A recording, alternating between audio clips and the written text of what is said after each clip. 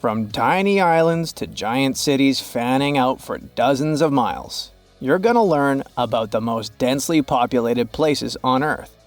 It'll make you question the limits of the impossible. To what lengths are people ready to go in their search of a better life, or simply trying to survive? The list of such places includes both Hong Kong and the Maldives, the Egyptian city of Tanta, and a tiny island in Lake Victoria in Africa. Let's find out more about how people manage to live there. Hong Kong has an official population of 7.5 million people, and this number is expected to reach 8.5 million by 2041. The density of the city's population is more than 18,000 people per square mile. Despite a rather low birth rate, the population of Hong Kong is on the rise. This paradox has an explanation.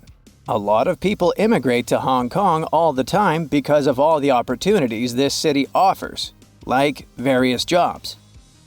The city has an incredibly high price of land.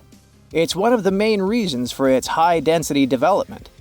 People with low and even middle incomes can only afford to live in high-rise buildings, and Hong Kong has more than 9,000 of those.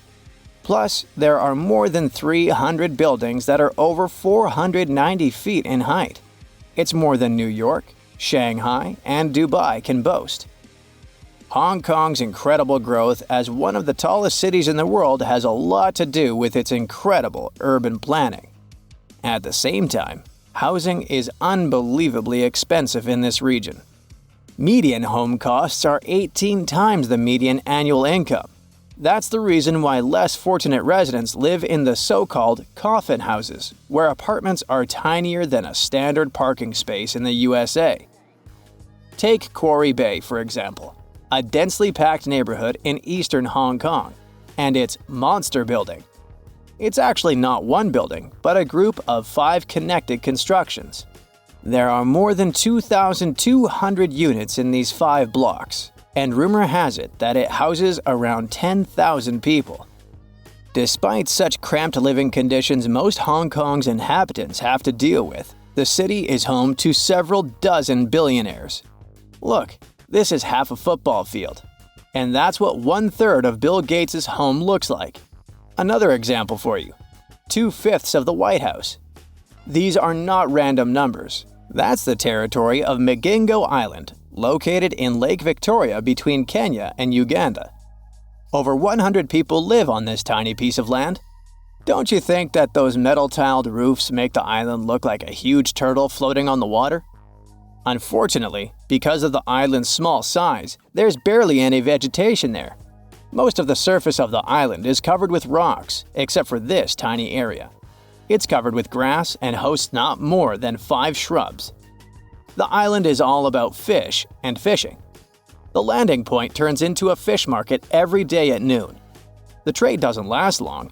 It usually finishes at 2 p.m. when the boat leaves.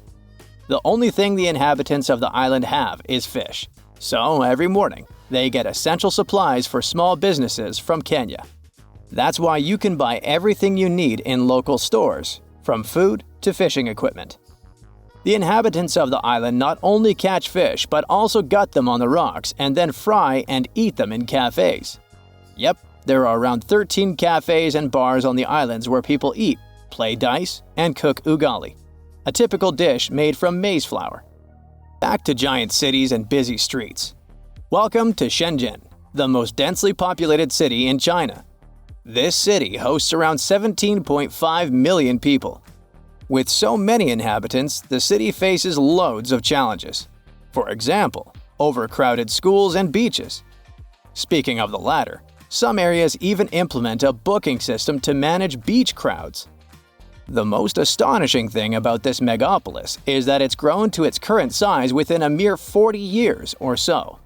It used to be a fishing village, but then, thanks to the support of the authorities and the city's close proximity to Hong Kong, it turned into a bustling financial and economic center. These days, it has the status of one of the busiest container ports in the world, along with Shanghai and Singapore. Shenzhen also has had the fastest growth in millionaires over the last 10 years, 140%. Such an increase is far greater than in the first-tier cities in China, including Beijing and Shanghai. Islet Abrui is a Caribbean island that forms part of Haiti, and it's one of the most densely populated islands in the world. Around 500 people living there share an area of a mere 0.4 hectares. You might think this is just another fishing village, but Islet Abrui is more like a factory. Once you set foot on this island, you'll instantly see a maze of alleyways. Follow them, walking past crooked thatch and tarp-covered huts, and you'll eventually find yourself in the center of town. The main landmarks are two concrete buildings, and one of them is a store. In the middle, you'll see a modest town square equipped with two solar streetlights. One is old and is no longer in use, and the other is shiny and new. On the island, men outnumber women and kids. Many people are out of town fishing during the day. The horizon surrounding the island is dotted with sails and pirogues. The rest remain on the island doing other jobs, like repairing boats, mending nets and traps, and preparing tons of fish for shipment to Haiti and other places.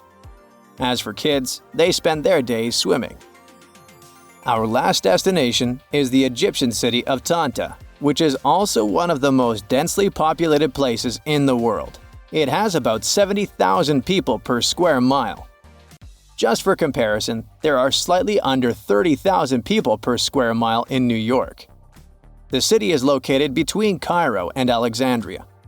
It has huge cotton plantations, and in 1856 it became a stop on the railway network, mostly for exporting the cotton growing in the area to Europe. And even though the area around Tanta was mostly fields, the settlement turned into a large, crowded city. In late October, the city becomes the center of celebration of the cotton harvest. 3 million people come from around the Delta and other parts of the Arab world for the colorful 8-day celebration. Tanta is famous for its sweet candy. It's made of gelatin, coconut, sesame, peanuts, and chickpeas. Loads of these sweets are sold during festivals when many Egyptians visit the city. No wonder they've been considered a delicacy since the 1800s. Tanta also has a lot of cotton processing factories, as well as textile industries. Plus, it's a university town.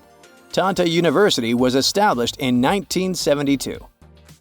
Malé, the capital of the Maldives, has a population of more than 200,000 people. It means 49,000 people per square mile. 80% of the land sits around 4 feet above sea level, which means that if part of the islands go underwater, people will have to relocate. An artificial island that was created to manage waste is getting overburdened. In 1997, Hula Malé, another artificial island, was built to alleviate dramatic population pressure. These days, it's already as developed as Malé. The Maldives consists of more than 1,000 islands stretching along a 500-mile axis. All of them are coral islands. They grew around the rims of prehistoric undersea volcanoes. Only 188 islands are inhabited, but most of them have fewer than 1,000 residents. More and more Maldivians are giving up on island life and moving to the capital city. But Malé is already pressed hard against the limits of human habitation. If even more people move there, its physical structure would need to be completely reworked. The authorities are already surrounding Malé with sea bridges and artificial islands packed with houses. That's it for today. So hey, if you pacified your curiosity, then give the video a like and share it with your friends. Or if you want more, just click on these videos and stay on the bright side.